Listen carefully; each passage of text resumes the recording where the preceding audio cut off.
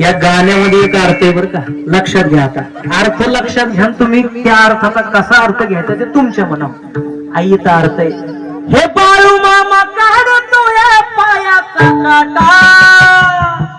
आता अर्थ कसा घ्यायचा माहितीये का? ज्यानं ज्यानं संतांची मामांची सेवा केली, मामांनी त्याच्या जीवनातला दुःखाचा काटा काढला हे. आणि दुसरा अर्थ, ज्यांनी ज्यांनी यांना आडवं लावलं, मामांनी त्यांचाच काटा काढला हे. मग आता तुम्ही कोणता घेता, सेवेचा का आपला ह्याचा? सेवेचा. मग ते बाळू मामा काढतो